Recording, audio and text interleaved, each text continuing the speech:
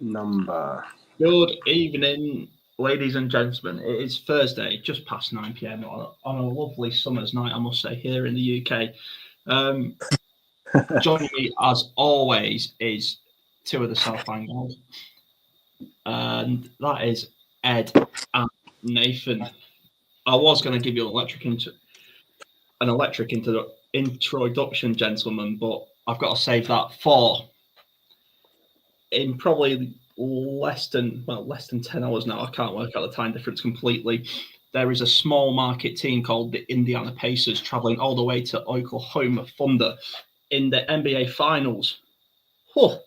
Feels good to say, to have a team in Indiana in the finals of the championship. In 49 states, it's just basketball, gentlemen, but we're Indiana fans, so it's a little bit different. So have you boys been keeping up with the finals? And congratulations to Herb Simon and the Pacers.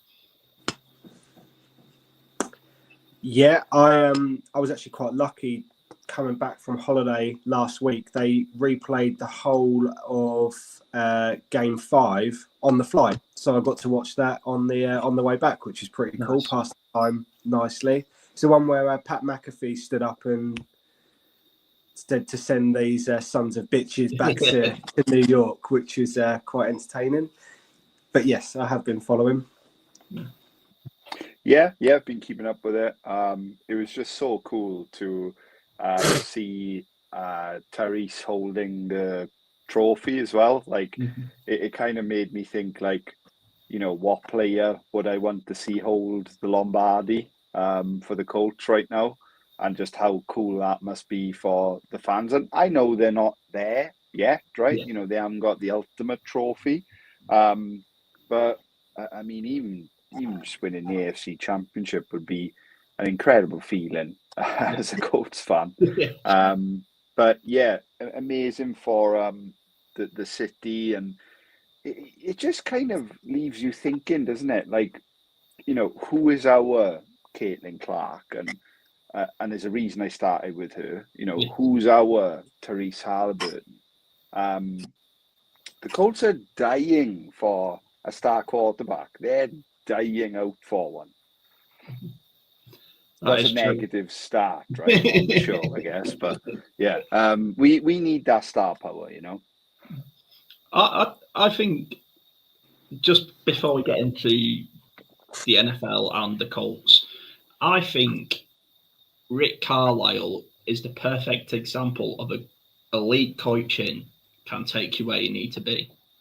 I don't know. I know little about American football. I know next to nothing about basketball. I mean, if it's on a scale of 0 to 10, 0.5 maybe.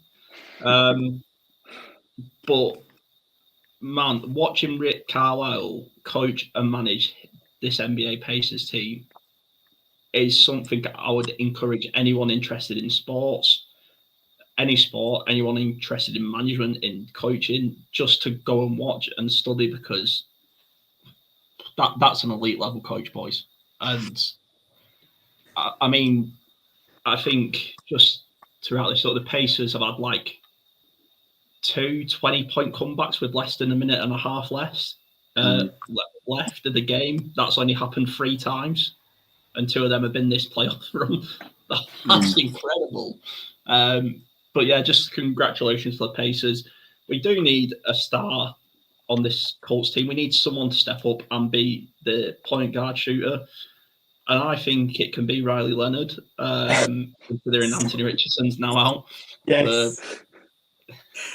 Yes. Okay. We'll rewind and let's go to the beginning of the day, because me and Nathan have some exciting news. We will be going to watch the Colts versus the Falcons. I've even forgot who we're playing in Germany, in Berlin. Ed's still pricing it up because the prices were scandalous, absolutely scandalous. And I'm a 20 is plenty type of guy. I know that's not the way the world works, and America is the home of capitalism. But I got the last of the cheapish tickets. But just a word on the pricing, because Nathan, you and your boys did all right. I just about did all right, but some of the I'm sorry, I get these are millionaires playing for billionaires to entertain people who earn minimum wage, but the pricing was just not on for me. Yeah, and something really weird has happened to both Ed and myself today, where you get through the checkout, it kicks you out, and then when you get back into the queue, the prices have gone up.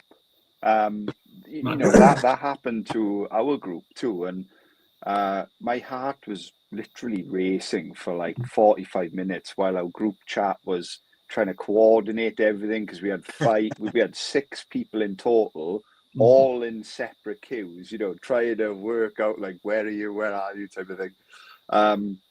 Yeah, look, it is high price, but I mean, speaking from the heart, like I feel lucky to go, right? I really do. Feel kind of blessed to go, because I know so many people will want to go, and it's just exciting, and it's not the most I've paid, to watch Indiana, but it's certainly up there. Yeah, Ed, you were saying I mean, we've got a whole off season, boys, so we don't have to go too deep into this because this is certainly a topic we could cover. But you were saying you were looking up the prices to price it up for you and your lad, and before you'd even got to Berlin, it was looking at about €1,000. Yeah, but I mean, I think I've just been desperately unlucky. Obviously, I joined the waiting room like everybody else. I got allocated my place in the queue. I queued pretty much all day. I got in and it kicked me out. It just said something like your queue number's already been used or something. And I was like, I literally didn't know. I don't know what happened. So all I could do, I got back in the queue. By the time I got back in the queue, the cheapest tickets that I could see were €250 each. All the kids' tickets had gone, which obviously, as people know, the children's tickets they're priced for children. My son's he'll be 10 in a couple of weeks, so he was looking forward to it.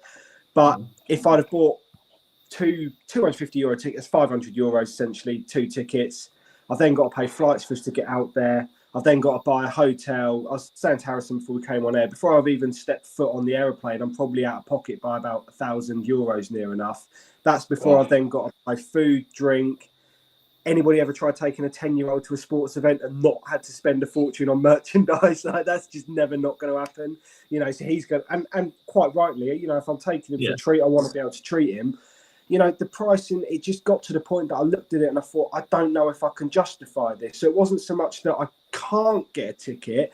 I've just got to think very strong, very strong about whether or not I'm going to, because I said to Harrison before I came on air, once you start knocking into the 4 digits, you're then into the territory where I could potentially save those pennies and go to the States next year and go to, and put that towards going to a game at Lucas Oil Stadium, for example, or go into a game in New York maybe and take the family out there. You've got to look at it. I am, as much as I love the Colts, I want to go to the game desperately. Please don't anybody think for 1 second I don't want to take the team. But I am, I'm a married man with 2 kids, and I do have to obviously think about things like that as well. So it's a case of me just, I can do it. It's whether or not I can justify it in my head, and that's the debate I'm having at the moment. Chances are it'll get September and I'll just buy myself a ticket and piggyback out with you boys and not tell them. And Ed, I think I'll come in there and just say, if anybody is watching this now or in the future who is going to judge anybody's fandom on the idea of monetary value, fuck you. Don't watch our show. Ed's just as big of a Colts fan as anybody else. So people like that are not welcome. No, I appreciate that, mate. It's just like I say, it's like Harrison said, it is a lot of money, and I'll be honest with you, I've made a conscious decision not to pay it at this moment in time, and that's my decision, and I will defend that decision on the basis that that's a lot of money that I can put towards something else with my family. But I might change my mind. I might think about it. That's just where I'm at. I'm just gutted because obviously the value seats were there, and I potentially could have had one. And obviously, the system, Ticketmaster does its weird and wonderful thing, doesn't it?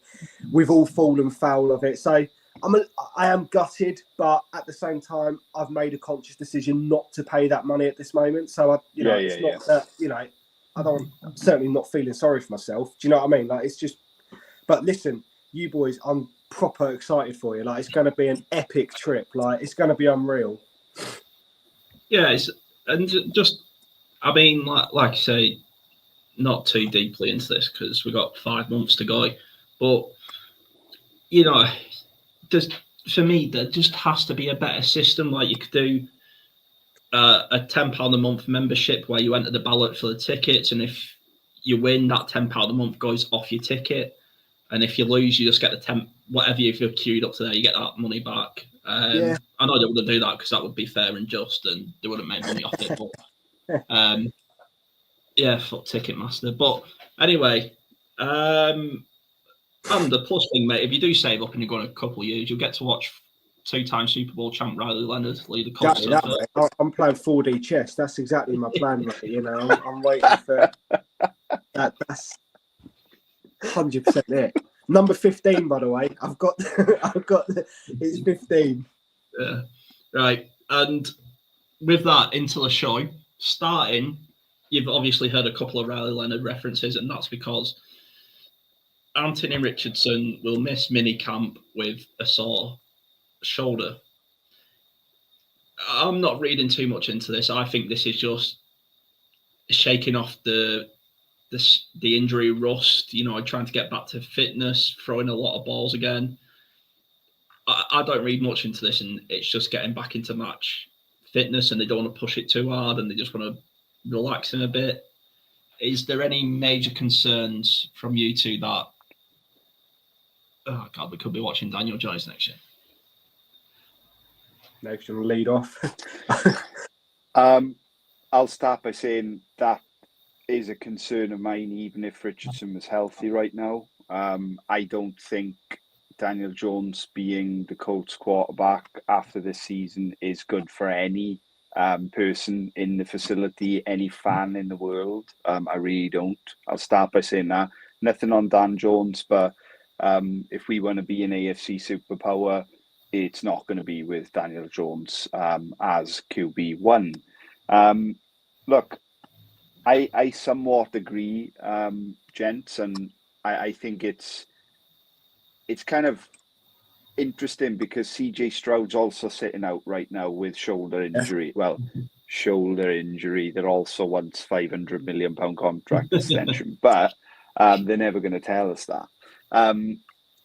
Look, it's just frustrating, I think, because I'm gonna stand on the hill until he gets cut. I want him to succeed, and when you're in a quarterback competition, I mean, surely the priority is health, right? Health, reps, showing off when you need to. I don't know if anybody's seen Shane's conference, which was released about an hour or two ago. He seemed full of praise for Richardson and, the new throwing motion, the first impressions, etc. So I think it's not a concern as in, is he ever going to play again from a health point of view? It's a concern of Jones is going to take the lead here. Ed? Yeah, I agree. I think the concern for me is it's the same shoulder that he injured in his rookie season. That, I think, does ring a couple of alarm bells. And I think it just adds to that injury. I don't want to say injury plague, but he does seem to miss a lot of games through injury. That's a fact. He's missed as many as he's played in his 2 years through the NFL so far.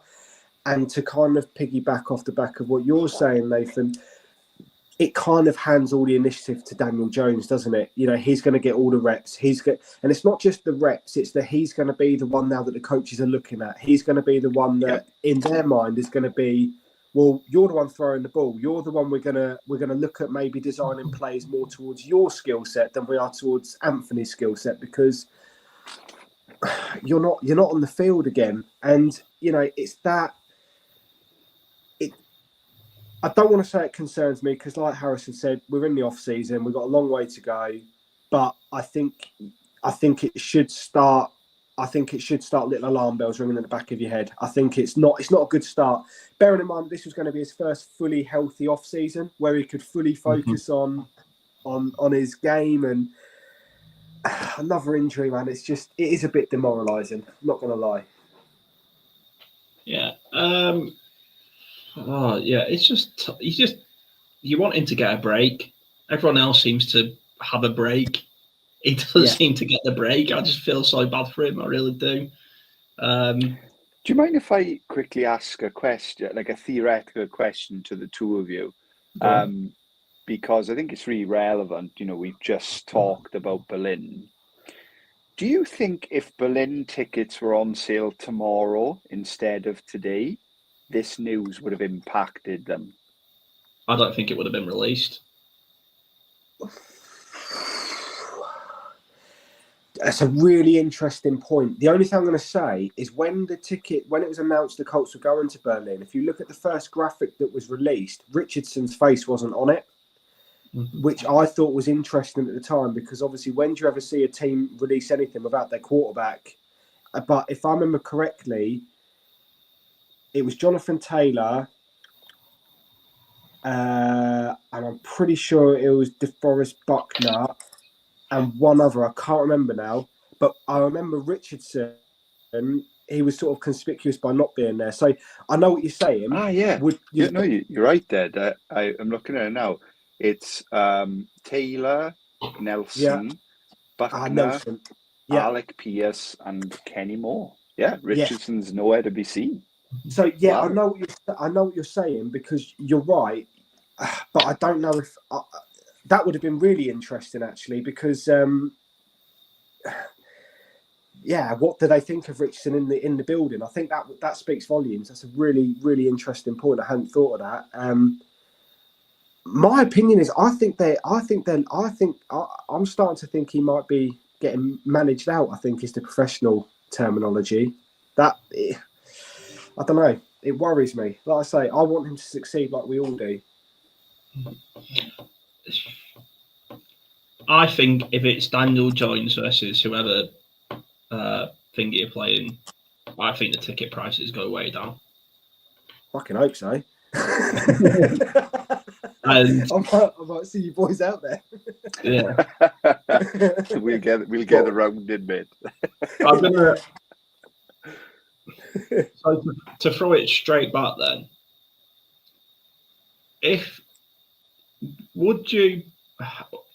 It's not going to happen, right? Because we've got Daniel Jones in, and that's our contingency plan. Yeah. But would you not bite the bullet now, make a package up, and this is hard to say, like I say, because we've got Daniel Jones in, but would you make a package up and go and get Aaron Rodgers, go and get just a trade package, go and get someone? He's just signed with Pittsburgh within the last hour. Yeah, last hour before we came on air. Officially gone to Pittsburgh. I wouldn't. I personally wouldn't. I wouldn't want Rodgers anywhere near the. Not because I don't rate him as a player, but just because the last thing we need is that kind of. You imagine the McAfee show on a Tuesday if Rodgers was in that building. Nothing would be secret. It would all be out in the eye. I don't think we need that. I think Rodgers is a great quarterback, or was a great quarterback, but. I'm with Ed. I would vote no for that.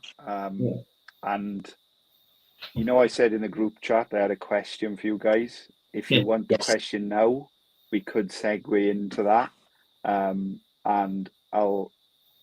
you usually get to put us on the spot, Harrison, so I'm going to put you first. You can answer me first. So, genuine question, right? And take some time to think of the answer. So, Richardson's shoulder's gone. A week before the season, we're told he's having surgery. And I think we all know then, bye-bye Richardson, right? He's never coming back. Would you rather go 8 8-9 with Daniel Jones, miss the playoffs again, and have a middle of the round draft pick? Or would you rather go 1-16 with Riley Leonard and start again in 2026? 17-0 with Riley Leonard isn't an option. that was the hidden option, yeah.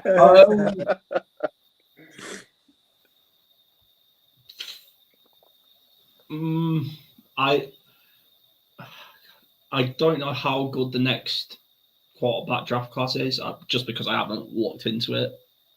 And I think I would rather go. It sounds horrible, but I'd rather go 8 and 9 again. I can't tank. I don't know if it's a very much an Englishism coming out of me into an American sport, but I can't tank. I know we sucked for luck. I know we marched for Manning and we'll probably march for Arch if that's the way, but I don't think Arch would declare next year. No. From what I'm hearing. I'm not buying into that. No. So I always want to see my team win. Do you know what I mean? If we're going 1-16, as long as that one is in Berlin, I'm not arsed, but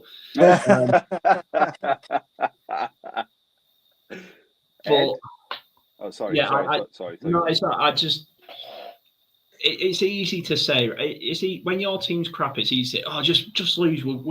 But I think a lot of times people forget these are guys playing for contracts. These are guys playing for livelihoods and reputation, and they might not be great, and they might not want to. Like, to them, they don't want to lose because that means someone's going to come and take their position. So I'd rather take the wins, mate, I think. Ed? Yeah, it's a difficult question because I agree with Harrison that I find that whole tanking mentality really difficult to wrap my head around, because it's no fun watching your team get pumped every weekend either, is it? Do you know what I mean? You still got to sit through it. As much as you know you might get something out of it at the end of the day, it's still difficult. But 8 and 9 with Daniel Jones, would 8 and 9 with Daniel Jones, just to throw a little question back at you, do you think that would get him the gig on a longer term basis? Would that hoodwink the front office into giving him a longer contract? I'm going to jump in. I don't think it would, because it'd all be gone. Yeah. That would be what would kind of stop me committing to that answer too. But that genuinely gives me nightmares. I'm not even lying. I'm not even trying to play up to the camera or anything. The idea of Daniel Jones getting a Darnold or Geno Smith style contract with the team that I love more than anything, it keeps me up at night. Like, one of my best friends is a Giants fan, right? You meet him in Berlin. He's coming with us. And it's been sad to watch, genuinely, you know, a guy who loves his team have to deal with that. Yeah. I think either scenario, I think it's a clean house sort of above that, isn't it? You know, we all know if the Colts aren't winning this season, then everybody's job's on the line. So the question, I think, becomes, would I rather the new head coach, new front office, new GM, do I want them picking sort of top 3, or do I want them picking sort of maybe 14, 15, where we have been the last few years? So I'd say probably, I suppose that I take the top pick with the new front office, and just not watch any football this year, like after sort of week 2 or 3. Just on that, Harrison, obviously because I haven't looked much at what quarterbacks will be available maybe next year, mate, a few sort of names here or there, but I don't want to sort of step on toes by announcing something. But obviously we have got the college expert coming on late in a couple of weeks' time, so might reach out to him and give him some homework on quarterbacks for us for next year. It's perfect timing. This is a position that we're all interested in. So, if you are watching, that's a show that I would recommend tuning into in a few weeks' time when we have an expert on to give us some names in the QB position to look out for going into 2026. Because, like you guys, I could probably name one or two, but not with any confidence. Yeah, I hate taking I think we need to break the mentality of you have to take a quarterback early if your quarterback's bad. I honestly, I've been thinking about it a lot because you do in this part of the year. But if I could change the mentality of American football, well, just the Colts, it would be you don't have to take a quarterback early. And I think unless it's Andrew Luck, you don't take him first overall, because if there's a quarterback there, trade back from first overall, because you'll get a shitload of picks for the first overall pick. Yeah, and if somebody gets a quarterback, that leads their team to 6-9 or something, like 6-10. Big whoop! You just got 3 first future round picks. So I hate the mentality. And let's segue into power rankings. I was going to do the full league and then realised I would take a fucking age and we'd probably be here for 2 hours because none of us would agree on any position for any team. So we're going to break it down division by division, lumping it onto the back of one of these episodes to keep our off season and your off season nice and busy. So starting with the AFC power rankings, I've got what I'll do is I'll name my number 4. If anyone's got anything different, speak up. So my number 4 for the AFC South power rankings, far too early power rankings, by the way. These are useless and don't mean a thing. And we'll look back on this next year and go, how wrong were we? So number 4, I have the Tennessee Titans. Yeah, me too. Yeah. Ed? Yeah. Yep. Nothing's changed enough on that roster for me yet. Yeah. I again, speaking from my segue earlier, I just don't like the idea that a young 20-odd-year-old quarterback fixes everything within his first year. And I didn't really like this quarterback class coming into the draft. Again, complete casual when it comes to drafting and college. So people watching this might be you're completely wrong. It's a really good class, but I didn't really like this quarterback class. Yeah, the Titans just hopefully stay a hot pile of fucking garbage. Yeah. Yeah, I mean, I somewhat agree. I think Cam Ward's a dude, and they're going to be a lot better at quarterback than they have been probably the last 5 years. The roster for me is still weak. Last year it was one of the worst rosters in football. They've lost some of their pillar players to free agency. I think a player or a part of the Titans that really interests me this year is Tajay Spears, the young running back. He is a speed machine. Of course, challenged with trying to get reps off of Tony Pollard, who has proven year after year that he's a really solid NFL back. But yeah, I think Tennessee are going to be more in games this year than probably they have been in the last 2 years. Calvin Ridley is a great wide receiver and is the clear wide receiver one this season. There's nobody after him. So we'll see. But yeah, for me, they're 4. A second. Searching somewhere. This is great. Okay, so yeah, number 3. This might be a curveball to play for you, but I'm putting the Texans at 3. Ooh, okay.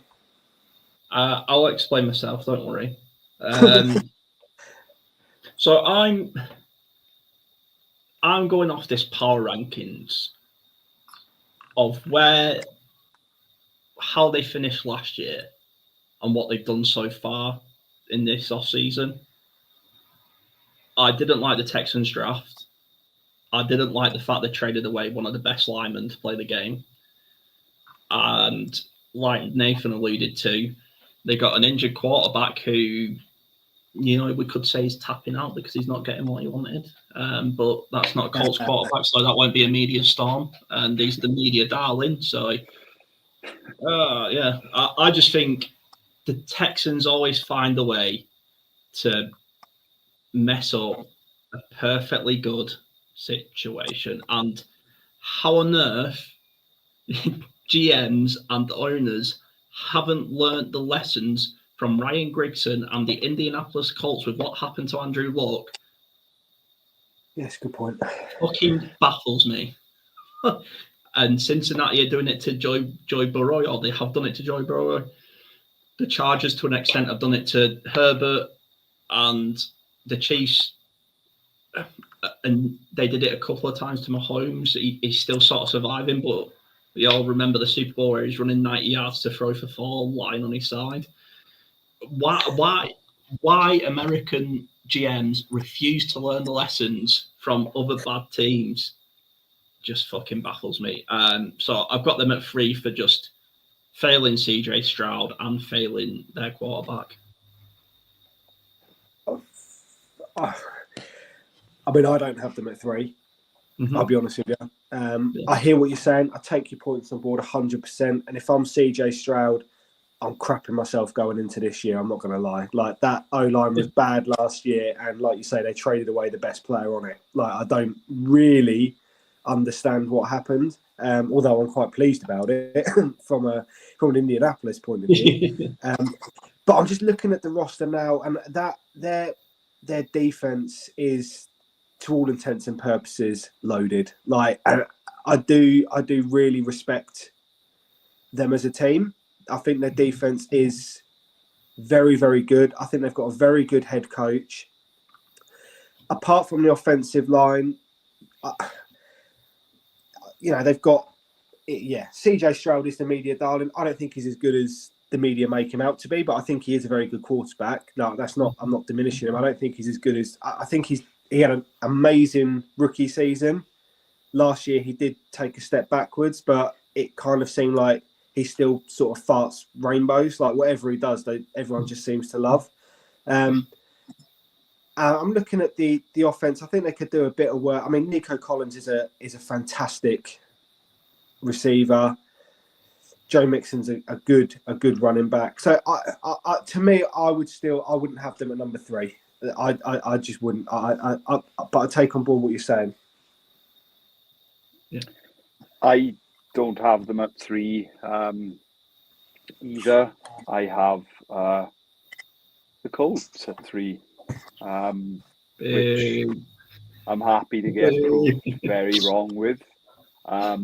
But yeah, I think I've been in love with this sport for too long to know that. And I mean, just being a Colts fan proves it, right? The last 10 years, like, you cannot be a successful team without consistency and talent at the quarterback position.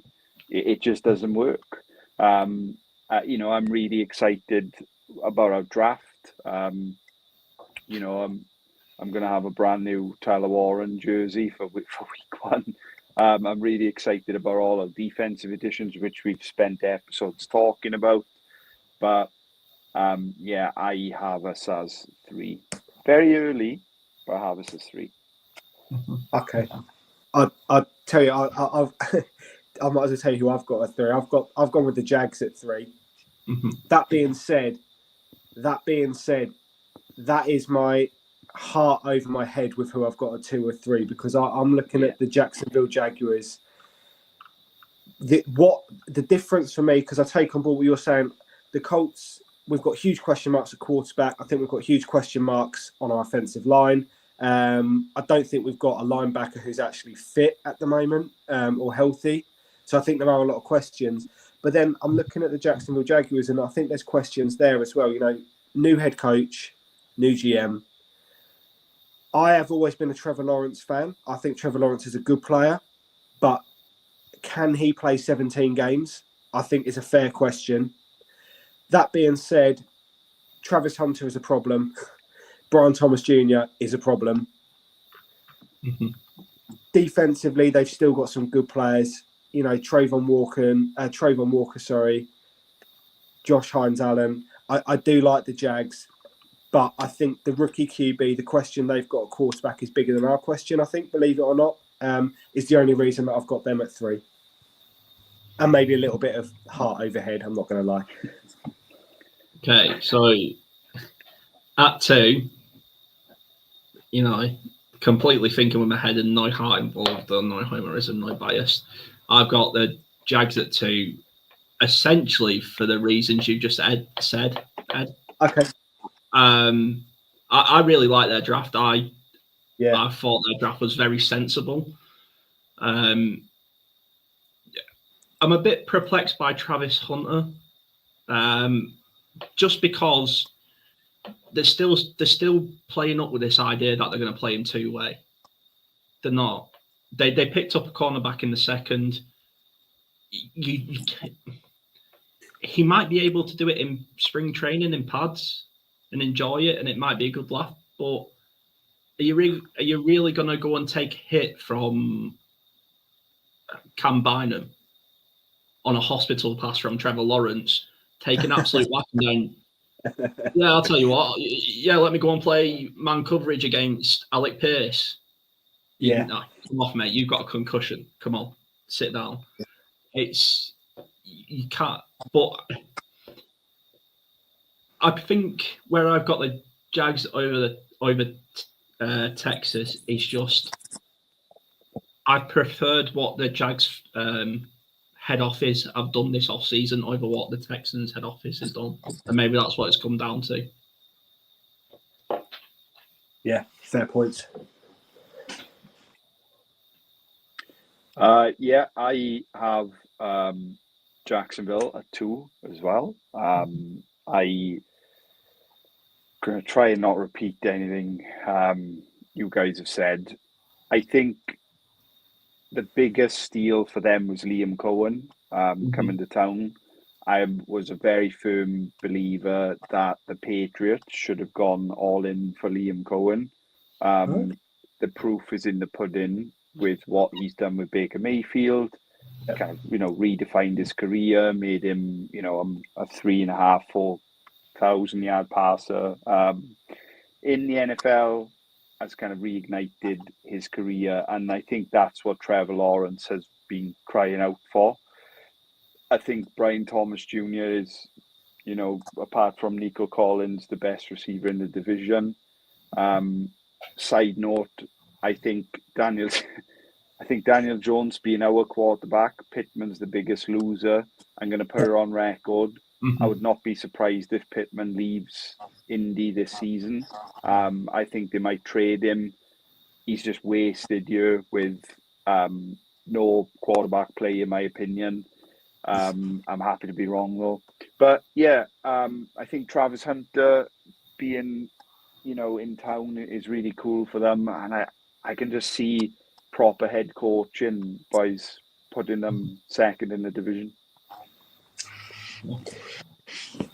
Fair. Yeah. So, did you do your 2, Ed? Sorry. No. So my 2 is the Indianapolis Colts. I have got us at number 2. Like I said, it is a coin flip between us and the Jacksonville Jaguars, and I've gone with my heart. I do think, although I said we've got well-known issues, we've talked about them a lot. We've talked about them loads, but I do think a bit of consistency at quarterback. I do like our offense this year. I hope that you're not right, Nathan, with Pittman. Although he walked off the field injured as well today, apparently, in OTAs, didn't he? Obviously realised he was throwing him the ball and thought, fuck this, and just walked off. and he'd have to give up his farm. He'd have to give up his farm in Indianapolis. So I'm hoping that it won't come true. But no, I think like if we can get some sort of consistency from quarterback from number 15 Riley Leonard. Shane Steichen, I do believe is a great. I like Shane Steichen. I think as a communicator, he's horrendous, but as a play caller, I think he's very good. And I think he's got an excellent football brain. And I think a lot this year relies on how he can translate what's in here out of this and get his players playing the way that he wants them to. It's a big part of being a head coach is your communication skills. So if he can take a step forward, and there's a lot of ifs with the Colts. If Tanner Bortolini can step in at centre, if Matt Gonzalez can step in at right guard, if Braden Smith can get back to playing at a high level again, a lot of ifs. If we can get consistent quarterback play, I still believe that the Colts are the second best team currently in our division. I do like what we've done on defence. I think we need a couple more. But again, I know there's still questions. We're relying on Latu taking a big step forward. We're relying on Lou Anarumo's new scheme. We're putting a lot of emphasis on new players like Cam Bynum and Javaris Wall coming in and just being superstars from day one. I know that's a lot of pressure, but if that all comes together, Colts number 2 at the moment. And if we get anything above average quarterback play, the division's there for us. Agree. So, I mean, you know me, guys. Did you really think I'd do a power rankings without the Colts? Come on. Indianapolis Colts at number 1, and I've got a few good reasons, and it's not just because I'm a Homer. I'm not a Homer. A Homer. It's because I believe in. First of all, there was God Almighty, Dallas Clark, who passed the baton down to his son in Jack Doyle, who's passed the baton across to the Holy Spirit, and that is Tyler Warren out of Penn State. Jesus Christ, I'm excited about this boy. Wow. Yeah. Wow. We've got a tight end. I can't believe it. We've got a tight end. And for those wondering why I'm so excited, if you're not a big follower of the Indianapolis Colts, I think our tight end had a combined 18 catches or something last year. Yeah, it was horrendous. Yeah, under 500 yards total receiving. Us three as a tight end could do much better. We got a tight end, but it's not the main reason. We have a new quarterback, boys. Number 15. Absolute Philip Rivers Jr. monster out of Notre Dame. Took his team all the way to the finals to lose to a far, far overpriced and overpowered Ohio State team. I'm even chatting shit. I know nothing about college football. In Riley Leonard. It's about time the Leonard name was back in Indianapolis. About time it started making some noise again. But again, not the main reason. The last and the main reason the Colts had power ranked in number 1, and that is because they signed undrafted kicker Mad Dog Maddox from Temple University. Kicking wins championships, gentlemen. And it's about time we had someone who could actually kick the ball, to be honest. We've not been great since Vinatieri retired. Apart from the little promo cut there, and all jokes aside, I think we have to be 1. If we're not 1, what the hell are we doing? 2, it's to make a great year for everyone. So we're not going home from day 1 for me. Ed, who's your number 1? Houston Texans, still, for me. They're the team to catch, in my opinion. They still have the best and most consistent quarterback. With recent playoff wins, their defense, I believe, is absolutely loaded. I really, really like their defense. I like the coach. And yeah, I just think that the Texans are still the team to catch. That's kind of it. I hope I'm wrong. Yeah, same here. I went for, I hated putting them 1. I really did, but I think they were the best roster in terms of star power. And it's such a shame because, like, when I make my point about Pittman, it's because I love Pitt, and I think he's such a talented player who is held back every year by inconsistency at, signal caller. And, like, I think he could put up Nico numbers and, Brian Thomas Jr. numbers if we had that type of quarterback, Yeah, unfortunately, I think it's Houston. I panicked on draft night on day 2 when they turned in the receiver. I think it's Jalen Noel. And Jeremiah was like, oh, my player comp for him is Nico Collins. So the idea that they're going to have 2 Nico Collins is terrifying. And thank the Lord we upgraded on defense this year. But that said, Harrison, I think you put it better than I can. I think this is probably the most winnable the division's been for a long time. There's a lot of question marks out there, and we've just got to do it, right? Yeah. I mean, I'm just looking at the Texans roster while we're talking. I forgot they signed DJ Speed from us, didn't they? I'd like to reconsider my power rankings and move them down 5 places just for that horrendous decision, because well, agent EJ is going to go in there and just pull the whole thing apart for us. Do you know what I think would be poetry in motion for us this year? Like, we're going to have to do a whole episode on just this 5-second highlight, right? Imagine it now, gents. 3rd and 20. EJ Speed's on the field because he's only going to be on the field in 3rd down for them because the guy's trash, right? Seam play up the middle, big Tyler Warren, huge catch and run, and just levels EJ. Carries on running straight up the middle for a touchdown. I will be back flipping in my room if that happens. Oh. And then Zaire Franklin will return the favour. And then Zaire Franklin will say, I'm a beast, after CJ Stroud has just run him over and he's gone for 99-yard touchdown. Yeah.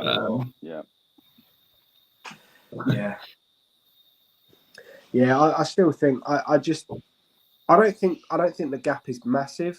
I think it's actually, apart from the Titans, who I do think are a step below, I think you could build a case for. I genuinely think you could build a case for Houston, Indy, or Jacksonville to win the division as things stand at the moment. I think you could legitimately make an argument for all 3 of them. Mm-hmm. I don't think, to me, I just think the Texans are just that little bit out in front, but I'd be quite happy to be sold otherwise. I'm not, do you know what I mean? It's not like a slam dunk. It's not like we've got a Kansas City Chiefs or Buffalo Bills in our division. We're not talking like a powerhouse team. They've just been a little bit less shit than the rest of us the last couple of years. Do you know, that's literally all they've done. Yeah. Because it's true, because as soon as they get in the playoffs and they play anybody half decent, they've been found out, haven't they? You know, we're not talking about a powerhouse team here. And that's why I go back to my point. I think anything above slightly average quarterback play from Indianapolis this year, and the division is there for us. I really strongly believe that. Yeah.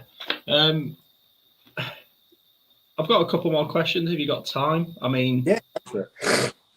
So I got a few more minutes, mate. I'm aware it's 50 minutes. We don't want to drag these out too long in the off season. Like we say, long way to go. So I just want, really, I'll narrow it down.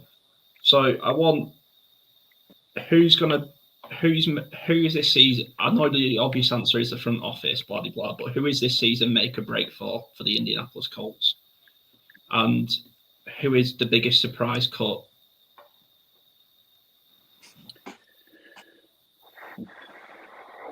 Ooh.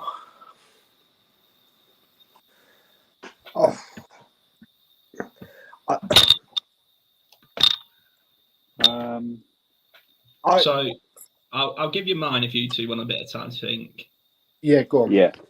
I think so. Trying to not go too obvious about this. I think this is a make or break season for Quitty Pay. Yeah. I think he's either getting a contract with us or he's going to go and be a fifth man rotation on a random NFC team somewhere. So that's someone who needs to have a make season, otherwise it's going to be a break one.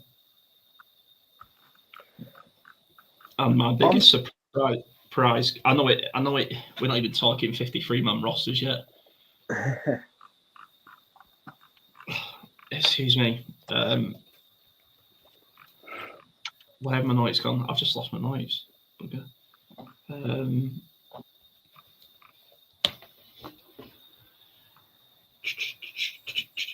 Where have my notes gone? And I think the biggest cut. Oh, maybe not. Oh no, I'm changing my mind now because the thing is I've lost my bloody notes, so I keep changing my mind now. I'm trying to find it.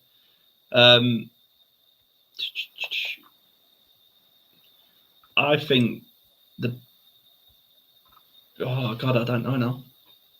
I think the biggest cut could maybe be, thinking about depth, it could maybe be. Whoa, I'm gonna say it and die on this hill. You know, hate me, but could maybe be Juju Brents. Ooh. Yeah, I could see that. I'd lost my note. I had reasons why in my notes, and that's why I was just trying to find them. But I think from what I've been listening to on the other podcast, Cover 2, What's On, and anywhere you listen, they've sort of been saying he's not really fitting in this Luana Rumo scheme, or they can't see a place for him, especially with Ward, Kenny, Jalen having a really good year last year. Yeah. We know Brent is a bit injury prone, so I think that could be my biggest cut. Yeah. Okay, who do you want to go first, mate? I mean, it's up to you, man. You can go if you want. So I got my biggest surprise cut. I think it'll be Tyquan Lewis. Personally, he is a player who I feel is loved by Chris Ballard, but has been basically injured his whole Colts career. And correct me if I'm wrong, but we have 3 new D linemen this year. We obviously have JTT, the rookie. We have a guy from the Rams, Neville something in it, Neville something. And we got him. Obviously, Grove's still under contract. No one's really getting in that position. I think it could be Tyquan. Yeah, I can see that. Who do I think it's make or break for? I personally like this may be a cop-out answer, but I think it's Shane Steichen. Yeah. Yet again, he's going to have to create a new play. I mean, theoretically, worst case scenario, Anthony's out, needs surgery again or something. Shane's got to create another playbook for another quarterback. It's goal time. Yeah. Yeah. Oh, okay. I think the make or break, I think obvious points aside, we all know it's Anthony Richardson. Like he's that's the elephant in the room. He's the biggest one. So I'm not gonna go with the blind and the obvious. I have a couple of sort of slight curveballs. I don't know if they're quite in make or break yet, but I do definitely think that there's a lot expected of both these players this year, and it's our first and second round picks last year. So Lati and Adonai Mitchell. Now, I think Mitchell is probably more in the make or break. I don't think it's a make or break for Lati. I do expect Lati to take a massive step forward, and I expect him to play a bigger part in this defence. And I think if he can't do that, then I think that he may be in trouble, especially with his drafting JTT. Quitty Pay, as you said, obviously you've highlighted him as another make or break. That's because, is he going to get paid or is he going to get traded, essentially? So I think you could argue that Latu's in a similar position. But I would say out of the two of them, AD Mitchell, he came out of college. I was super excited that we got him where we got him last year. And I was a little bit underwhelmed. He gets open a lot. And he needs hands. Exactly. It's that he needs to, and I think if he doesn't resolve that quickly going into the new year, I think he can find himself in trouble quite quickly. I really do, which would be a shame because I think there's a lot of potential there. Again, it's that potential word of a Colts player, isn't it? The potential's there. Can he actually take that step forward? Biggest surprise cut, I suppose, piggybacking off both the positions you guys have highlighted. I think we did a show a few weeks back, didn't we, after the draft about players we felt most at risk after the draft. And a position group I highlighted was defensive back because we've got about 400 of them now. Obviously, you've quite rightly given some excellent reasons about Juju, about why you think he would probably be at risk. I would say potentially Sammy Womack might be in a similar position. Yeah.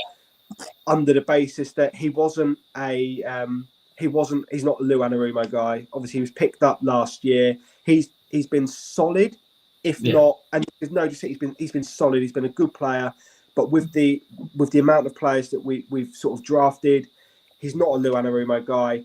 He could be the odd man out in that room if they decide to give Juju another opportunity to sort of stay healthy. It could be that Sammy Womack's the man that gets cut instead. And potentially as well, Nathan, just piggybacking off your thought process, Samson I can never say these names, man. Abukam.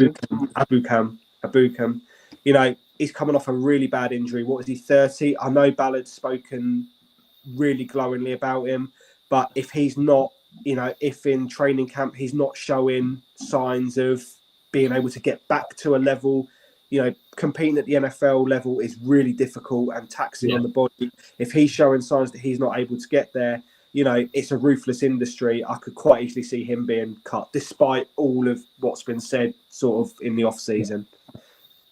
Yeah, that injury was so tough, man, because he was having such a good year. He was having such a good. I felt so bad for him. Don't wish upon anyone. Okay, then I've not got any more. Have you guys got any more? No, it's all good. It's pretty solid episode. Yeah. So, another one, last one, biggest surprise cut. Jelani Woods. Yeah. I hope not. But I get it. I want to see that guy ball out, man. I'm not. And just to make this clear to people watching, these are not players who I want to see cut. No. I just made that clear. These are not players who I want to see cut. It's just these are the players. If they got cut, you'd be like, wow. Yeah. Anyway, let's went out tonight's show because, like you say, Nathan, it's been solid. It's been good. It's been great. Join us next week when you'll be speaking to the followers of a championship winning team after the Pacers go 4-0 against the Oklahoma City Thunder, and they beat them 150-85 tonight. Thank you all for joining. Thank you all for watching. Follow us on our socials. On X, we are at Southbound. On Blue Sky, you can find me. I am currently there at Harrison. I don't remember the name myself because it's weird. Blue Sky. It's very old school. And follow us on Fred at Southbound. I'll put my Blue Sky link in the notes. Gentlemen, thank you. Can't wait until we're in Berlin. Nathan, Ed will be parachuting in high on drugs and drink, probably naked because he spent all his money. The only way I'll be able to afford to get there.